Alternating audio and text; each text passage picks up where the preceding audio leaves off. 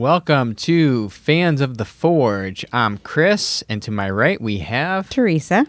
And today we are wrapping up Season 5, Episode 18, The Pioneer Sword. You ready to jump right into this one? Yep. Okay. First contestant we have is Mark, who had 10 years of full-time experience, and he was going out for his journeyman in the ABS. So that's cool. Next, we had John, who had 45 years of part-time experience. Then we had Nicholas with 7 years part-time experience and had been doing it since middle school. He told a story about working on it in middle school, I believe. And almost catching the house on fire? Was that the... He melted aluminum down and figured out very quickly you can't forge aluminum. And then there was Garen, who had 15 years of part-time experience and was a dental assistant. So, everybody picked Mark to win this thing. Going for journeyman, is there any surprise? The guy's obviously got good credentials, skills. You know? So that's what we did. Teresa picked John as her underdog, and then Sean and I both picked Nicholas as our underdog. Although I don't know that the journeyman thing came out until after we made our picks. Right. So we didn't know that. Actually. And then it came out that he was going for his journeyman. We're like, oh. Yeah, okay. We all felt a lot better about our picks after that. So, this one had a very interesting introduction. With the judges, anyway. With the judges. Doing something that we weren't sure that if we did it, we would be making fun of Doug too much. So we stopped doing it, and really Sean had been doing it, but I also threw one in here and there. So now I'm going to bring it back. Okay. Or should I wait for Sean to be here to do a legit one? All right, I won't do it. I'll wait for Sean to return before we get back into it, because now I don't think we need to feel bad if we do it too. And I'm very excited to be able to do that side by side with Sean. I didn't do it. Nope. But I almost did. Anyway, so Jay and Dave both did little bows when they were introduced. They took Doug's move. They took it. And then Doug was just like, oh, what? I don't know what to do. So I'm going to wave. Anyway, so it was funny. And Sean commented he also, when he was watching that, laughed out loud at the very beginning part of that episode. So that was nice. So getting into the first challenge, they had to use rescue tools to create a multifunction tool. John's whole career was as a firefighter. So this was, he thought, would be right up his alley. He knew how to use these tools. He knew what they were. Right. And so they had to use a crowbar, a sledgehammer, or a fire hook. And they had to use one or more of these tools to create their multifunction tool. They had to have a cutting edge between 4 inches and 10 inches. They had to have prying teeth like a crowbar. And they needed to have a hammerhead implemented in the design. So they all went for their design time, and they had 2 people kind of similar design, and then the other ones kind of varied a little bit. We'll get right into that. So Mark, he designed his with the hammer on the spine. He made a knife with a hammer on the spine. Well, yeah. That's worth noting. That's worth noting. Because his was they a don't knife all make knives. with a hammer on the spine. He used a sledgehammer for his material, and he made a comment about how he went on the show because he didn't want to be a couch seat commenter, somebody that had been yelling at the TV, why are they doing that? Why are they doing that? Kind of like us a little bit. It was an interesting reason why he chose to go on the show. And but in general, his design was very good. The judges commented that one made the most sense right off the bat. Then they had Nick, who had the hammer on the pommel, and Garen also had his hammer on his pommel area, so that when you had to use it to nail something down, you'd have to hold up by the hammer and slam it down right on the base of the knife. And judges, I don't think, are a fan of that right off the bat, just because it would be very difficult. You wouldn't be able to get as much power. Yeah, I mean, Jay Nielsen even said go home and take a hammer and go like this with it instead of the usual hammering motion. Right. And so the only other thing that we noticed was when he went to go make his pommel, he used the smashing on the ground method, which is a legitimate method for making that hammerhead that helps flare out the bottom when you're hitting it on a flat surface like that. But again, he chose not a great spot to put it. And then when he was forging, he had a very thin blade, and it left his knife open for the possibility of it being brittle in the tip area because it was so thin there, and he was sticking the tip in first when he was doing his heat treating. Thereby making it hotter and, more prone to be brittle. Right. Then John, he decided not to make a knife. He wanted to go an axe with his, and he also used a sledgehammer. He used the whole head of the sledgehammer, which I don't know if Mark did or not, but it looked like he did when he started. But for somehow he managed to get his work down a lot quicker, whereas John left a huge beefy part there. It was noted by the judges that really only used about half of the sledgehammer head instead of the whole thing. Yeah, he should have cut it in half first. So it was hard for him to work with it. The thing weighed like 12 pounds, so it's a pain in the neck to be working on as well as being difficult to use when it is a tool. So at one point he had trouble getting it into the forge and had to use the vise to break part of his axe tip off so that he could fit it in and do the rest of what he needed to do to get it in there and heat treated. And then he quenched it. Didn't really have any issues. Part of it was probably because there was so much material there that it's harder for that much material to warp, maybe. And then after he quenched, it was still super hot. It retained the heat from the forge so much, so he couldn't just leave it in the oil to cool down. He just put it in the water to cool down, and then immediately dropped it into the bottom of the bucket. He had to go fishing. To which Will says, the child of Loch Ness lives in there. Apparently the barrel's pretty gross. And then I'm going to make a meme out of this quote and make it look really fancy script and have like clouds in the background and say, there is no shower strong enough in the world for what he's been doing. And then underneath it, there'll be a dash Jane Nielsen. And that'll be up on the Facebook page for everyone to admire. So, the only other thing to note about the actual first round work portion was that Garen's design was similar to Nick's. He actually warmed his oil at one point because he wanted to have it the right temperature to get the maximum effect out of his heat treating and the quenching. And unfortunately, the way he did it was just by heating up a piece of rebar, shoving it in the oil ahead of time, and then taking it out. So he had no way of knowing what temperature it would be. He was just kind of guessing, and he had to end up quenching it, going in, heat treating and quenching again to be able to get the right hardness on his material because the oil got too hot. So now we move on to the judging. There's not anything really to say here beyond that the judges did not like the hammerheads on the pommel area of the tool, but because John's was just so freaking huge, it was too hard it would be too hard to work with unless he completely redesigned and like chopped huge amounts of mass off of the thing. And so because it was too heavy, John was eliminated. My underdog's gone.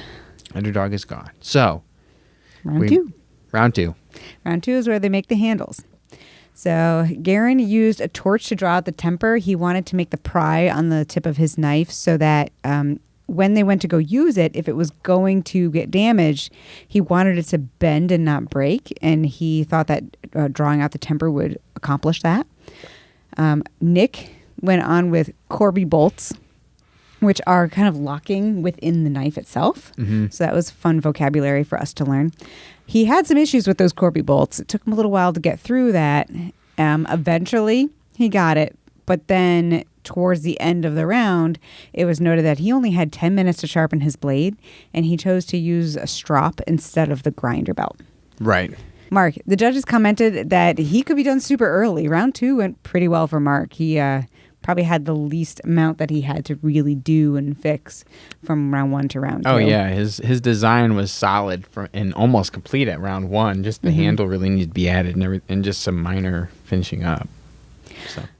So then when they go to the judging, they had to use this multi-tool to pry, hammer, and chop all sorts of nails.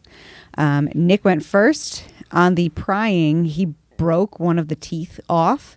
And while doing this test, his knife also buried the nail in trying to get it out. Yeah, just the way that that Jay was trying to dig it in. It was just pushing the head down farther into the wood and making it lean farther forward. It was not great.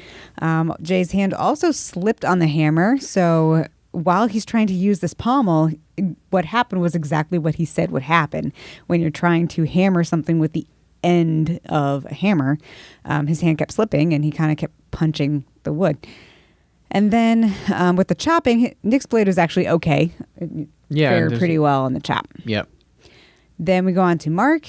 He passed all 3 tests. The pry was good. He actually got the nail out. The hammer was good. The only issue with the hammer was that because it was the width of the spine of the blade, it was narrow and kind of hard to aim, but it worked pretty well. And then on the chop, his edge suffered some wrinkles. But then Garen came up and he had a catastrophic fail on the pry. So for as much as he was trying to draw out the temper to make it bend and not break, the whole blade broke instead of just the tooth. It was a nasty little break there for that particular test. Microfracture, is that what they call it? Yeah, that was, I think David Baker pointed out that it was a microfracture was somewhere within the actual blade that probably did him in. Yeah, so that was, end of round 2. Garen got the boot. Chris and Sean are getting points no matter how we look at this. Points. Sean, we're getting points, buddy. Yes. But Teresa also still has the opportunity to get points. I do. So. And I'm still in the lead otherwise. Rub it in. You're pretty close. I'm going to rub it in as long as I can. All right. So for round 3, they had to make pioneer swords, which were key utility tools used during the 18th and 19th century, specifically during the Crimean War. And they were being used for building bridges and digging trenches. And they had a serrated spine to be used for chopping down trees. So it was a pretty neat multi-tool weapon to have. In theme. Exactly. So for these specs, they had to have fullers on each side of the blade.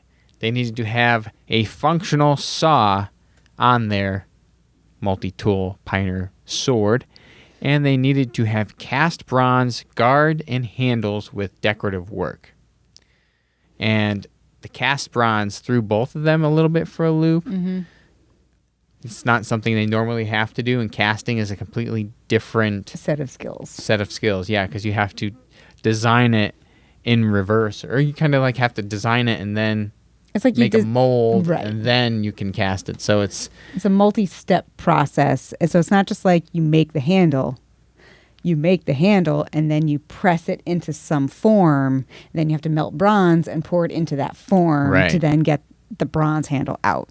And I don't remember if they bolted it in 2 pieces, but it seemed like, well, we'll get into what happened there. So when they go home, we'll start with Nick. He decided to make a Damascus blade.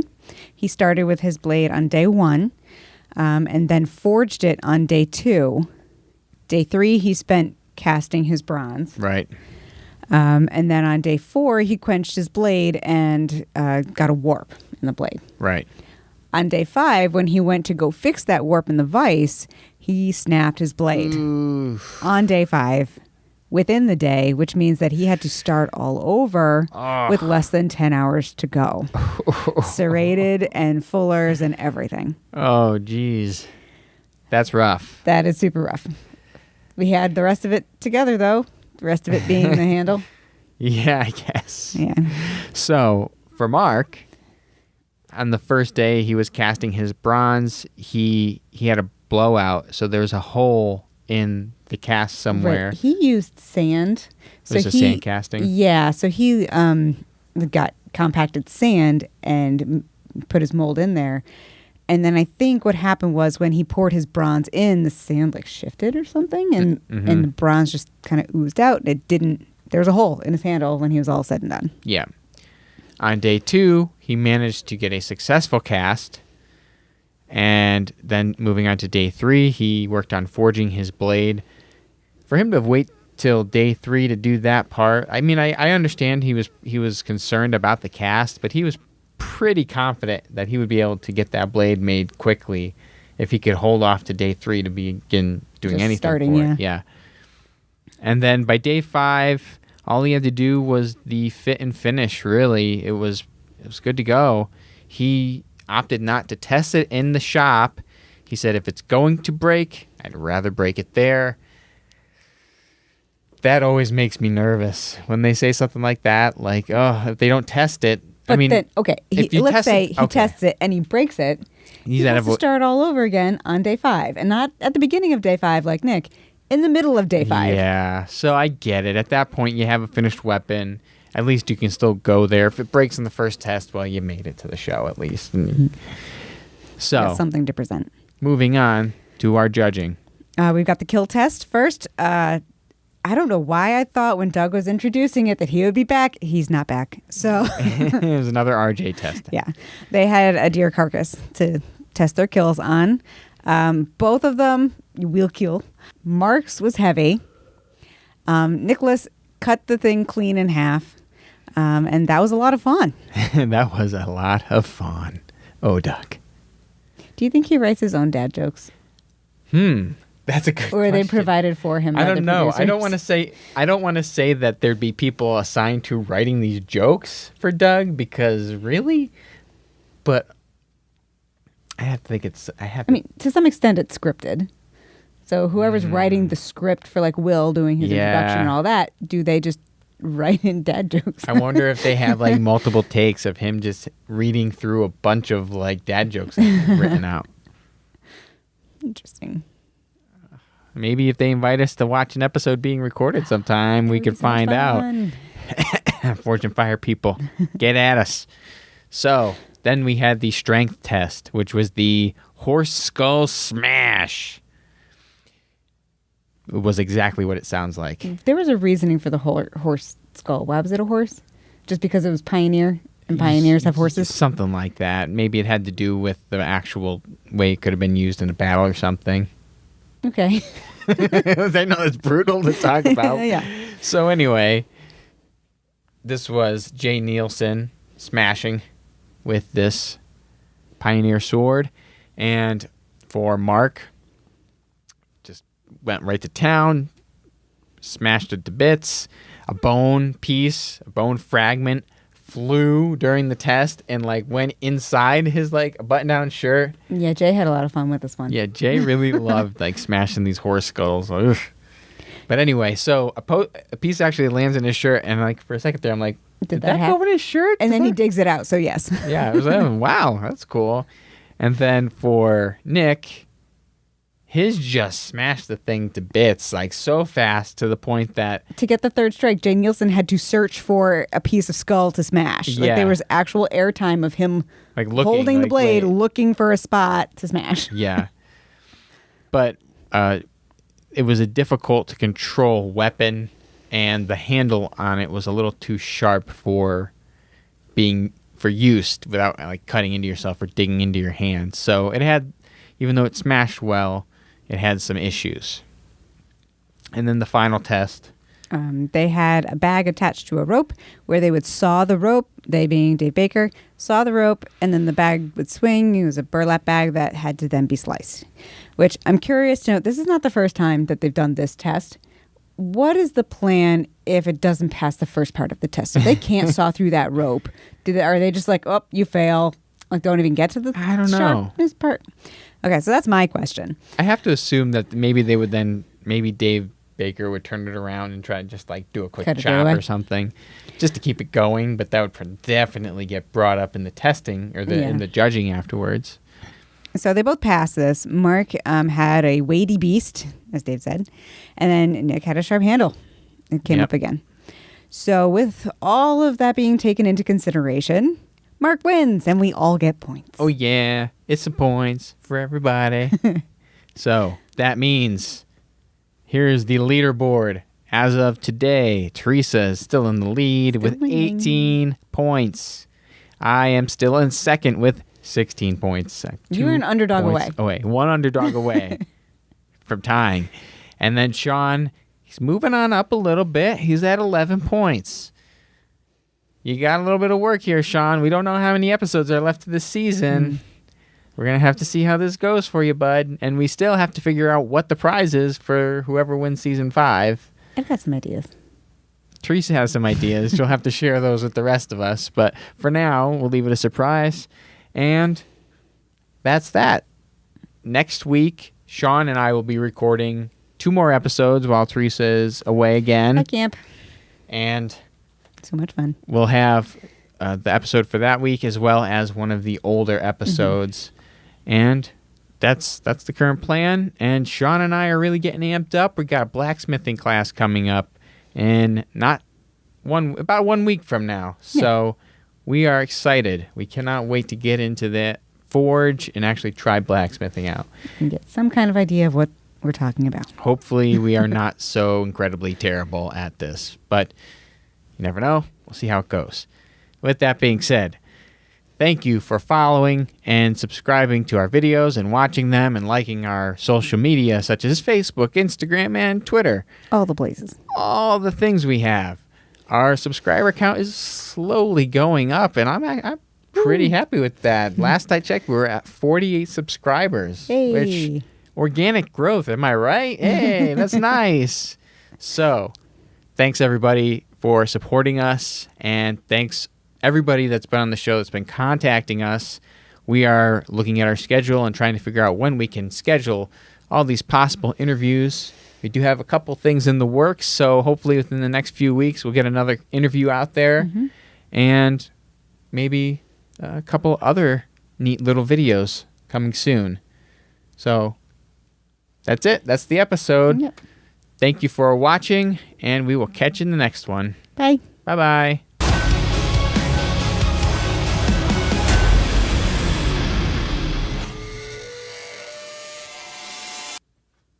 Doug Cam?